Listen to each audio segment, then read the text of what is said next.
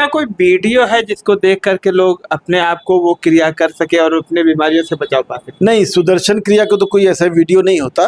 वो तो एक शिविर होता है 5-6 दिन का, 3 से 6 दिन का शिविर होता है। उसमें आके उसको सीखा जा सकता है, क्योंकि वो वीडियो के जरिए अगर सीखते हैं तो उसके साइड इफ़ेक्ट भी हो सकते हैं। क्योंकि संस्था का उद्देश्य ये है कि पूरे भारत में ही नहीं, पूरे विश्व में योग को, ध्यान को और आध्यात्मिकता को कैसे आगे बढ़ाया जाए, जिससे कि लोगों को स्वस्थ रखा जाए उनके जीवन में। एक योग एसोसिएशन, तो ये बहुत सारे जो हमारे देश में या पूरे विश्व में भी कह सकते हैं, बहुत सारी योग से संबंधित योग, प्राणायाम और अन्य चीज़ों को जो सिखाते हैं, ध्यान वगैरह या आध्यात्मिक संस्थाएं बहुत सारी हैं।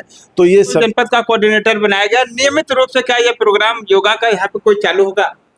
नहीं, नियमित चलता रहे ताकि लोग जा करके वहाँ पे अपने शरीर को फिट रख सके।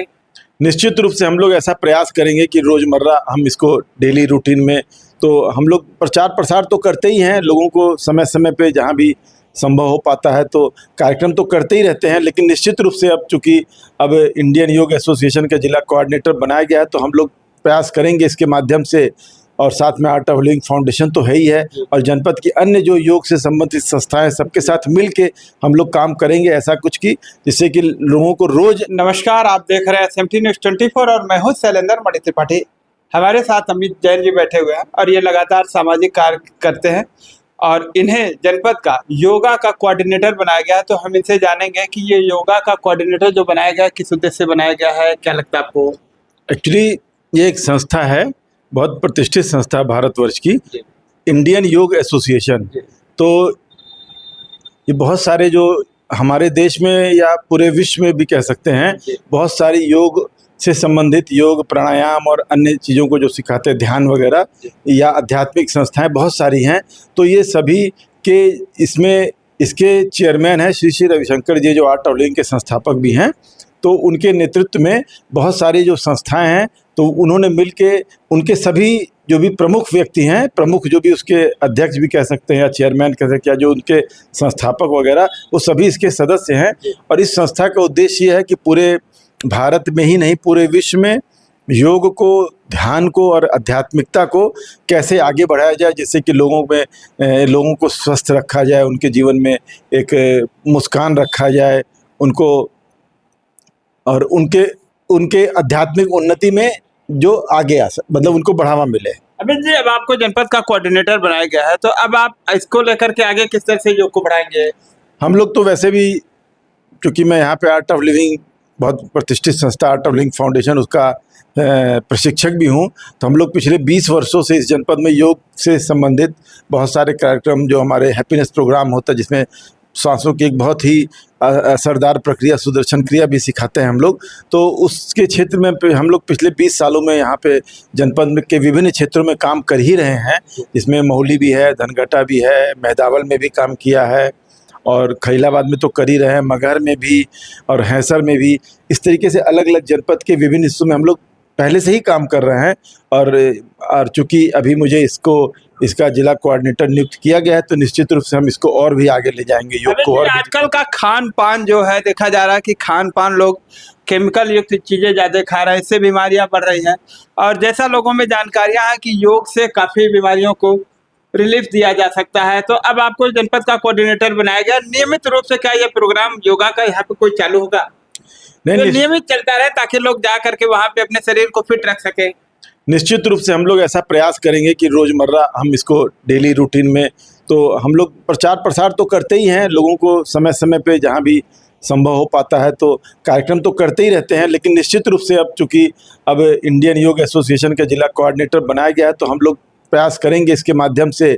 और साथ में आर्ट ऑफ लिविंग फाउंडेशन तो है ही है, और जनपद की अन्य जो योग से संबंधित संस्थाएं, सबके साथ मिल के हम लोग काम करेंगे ऐसा कुछ की, जिससे कि लोगों को रोज योग का नियमित न होने से अमित जी देखा जाता है कि लोग जैसे 1 हफ्ते का आपका प्रोग्राम चला या 3 दिनों का प्रोग्राम चला या 5 दिनों का प्रोग्राम चला, तो इस तरह से लोग आते तो हैं, लेकिन उनकी जो हैबिचुअलिटी होती है वो बंद हो जाती है। 3-4 दिनों तक करते हैं। अगर ये नियमित कराया जाए तो निश्चित ही जो आज लोग दवाइयों पे निर्भर होते हैं, योग से उनकी दवाइयाँ बंद हो सकती हैं। तो इससे काफ़ी फायदा मिलेगा लोगों को। निश्चित रूप से लेकिन देखिए, जो सिखाने वाले होते हैं उनका तो काम है सिखाना, लेकिन हमें अंदर से खुद ही स्वस्फूर्त होना पड़ेगा, खुद ही अंदर से एक जागृति लानी पड़ेगी कि हमें अपने स्वस्थ स्वास्थ्य को सुधार की दिशा में लेके चलना है। तो अपने आप को भी अंदर से चेतना को जगाना पड़ेगा कि हम खुद ही करें, क्योंकि सिखाने वाला तो हर समय आपके साथ नहीं है। खुद से ही हमें ये अपने को नियमित अपने आप को सोचना पड़ेगा कि हमें अपने स्वास्थ्य को सुधारना है, आगे ले जाना है और दिनचर्या को अपने ठीक रखना है।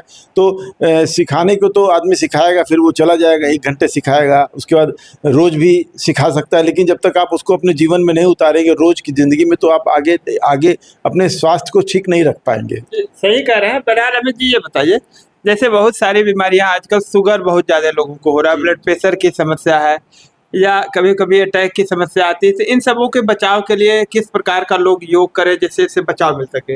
निश्चित रूप से ब्लड प्रेशर के लिए भी योग हैं अलग से, और डायबिटीज़ के लिए भी हैं, हाइपरटेंशन के लिए भी अलग अलग तरीके के योग हैं जो योग की कक्षाओं में आके सीखा जा सकता है। इसके लिए विभिन्न प्रकार के प्राणायाम हैं, जिसमें आर्ट ऑफ लिविंग द्वारा सिखाई जाने वाली एक सुदर्शन क्रिया बहुत ही सबसे ज़बरदस्त टेक्निक है, जो सांसों की टेक्निक है। क्योंकि जो भी हमारे अंदर भोजन से, खान पान से, या वातावरण से, या विचारों से भी प्रदूषण अंदर या टॉक्सिन्स आ रहे हैं, उनको निकालने की कोई ऐसी कोई मेडिसिन नहीं होती। किसी भी मेडिकल क्षेत्र में कोई ऐसी दवा नहीं हुई। अगर दवाई है भी, कोई देता भी है, तो निश्चित रूप से उसके साइड इफ़ेक्ट्स हैं।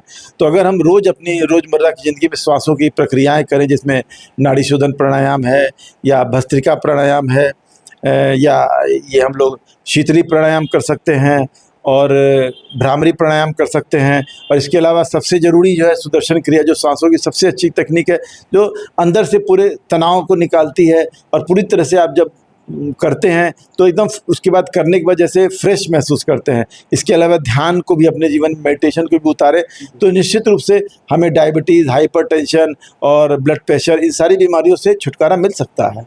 क्या इसका कोई वीडियो है जिसको देख करके लोग अपने आप को वो क्रिया कर सके और अपने बीमारियों से बचाव पा सके? नहीं, सुदर्शन क्रिया को तो कोई ऐसा वीडियो नहीं होता। वो तो एक शिविर होता है 5-6 दिन का, 3 से 6 दिन का शिविर होता है, उसमें आके उसको सीखा जा सकता है। क्योंकि वो वीडियो के जरिए अगर सीखते हैं तो उसके साइड इफ़ेक्ट भी हो सकते हैं। क्योंकि जो प्रशिक्षक के सामने अगर सीखते हैं कोई भी योगा या प्राणायाम, तो बहुत सारी उसमें चीज़ें होती हैं कि क्या पोस्चर रखना चाहिए, सांसों की कब सांसें हमें सांसें लेनी चाहिए, कब हमें सांस छोड़नी है, किस पोस्चर में, किस समय। तो वो अगर हम प्रशिक्षक के सामने करेंगे तो वो उपयोगी होगा, नहीं तो नुकसान भी हो सकता है। इस समय मौसम जो चल रहा है, गर्मी का मौसम है, ऐसे में देखा जाता है लोगों में बीमारियां बढ़ती हैं ज़्यादा थोड़ी सी। तो क्या इस समय कोई आपकी ऐसी प्रक्रिया है कि योगा कोई कार्यक्रम शुरू कराया जाए जिसके बारे में लोगों से बता सके, ताकि लोग वहाँ से ज़्यादा संख्या में आए? नहीं, जैसे अभी आने वाले दिनों में 21 जून को अंतर्राष्ट्रीय योग दिवस हो रहा है, तो इसमें पूरे ज़िले में मुझे लगता है 200 से भी अधिक स्थानों पे योगा कराया जाएगा। लेकिन केवल एक दिन से कुछ नहीं होता जब तक हम उसको जीवन में नहीं उतारे। और बाकी गर्मियों में हम लोग का एक सजेशन होता है कि आसन, जो योगासन है, थोड़ा सा कम करके प्राणायाम बढ़ाना चाहिए, क्योंकि आसन से शरीर में गर्मी बहुत उत्पन्न होती है। तो आजकल गर्मी का मौसम है, तो जब गर्मी ज़्यादा रहेगी तो दिक्कत होती है थोड़ा। तो उसमें प्राणायाम, जैसे शीतली प्राणायाम है या भ्रामरी प्राणायाम है, ये उसके बाद नाड़ी शोधन प्राणायाम है, तो ये सब करेंगे तो शरीर हमारा थोड़ा सा कूलिंग इफेक्ट रहता है, तो आराम रहता है। अमित जी, अंतिम में लोगों से क्या अपील करना चाहेंगे, जनपद के लोगों से? निश्चित रूप से मेरी ये अपील है कि योग से और हमारी जो लाइफ स्टाइल है, अगर हम उसको ठीक कर लें, तो हमारे अपनी दिनचर्या को ठीक कर लें, तो हमारा स्वास्थ्य में बहुत तेज़ी से सुधार आएगा। और दवाइयों का भी, जो हम मेडिसिन खाते हैं, तो उसका भी इफ़ेक्ट तभी आता है कि केवल दवाइयों से नहीं होता।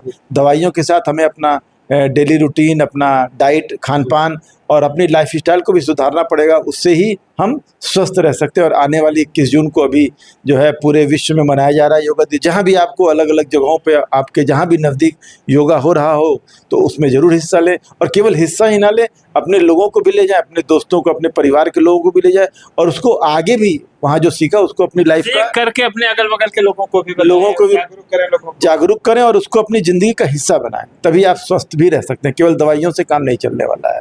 धन्यवाद। तो अभी आपने देखा कि हमारे साथ जनपद के योग कोऑर्डिनेटर जो बनाए गए अमित जैन जी थे, और ये विभिन्न प्रकार के बीमारियों के बारे में बताए हैं। इस बीमारियों से कैसे बचाव हो सकता है योग प्राणायाम से। तो निश्चित ही आप लोग इस वीडियो पे देखें और आप लोग निश्चित योग प्राणायाम शुरू करें। और अमित जी की बातें आप लोगों को कैसी लगी कमेंट करके बताइए। मिलते हैं नई जगह पे नई वीडियो के साथ, तब तक के लिए नमस्कार।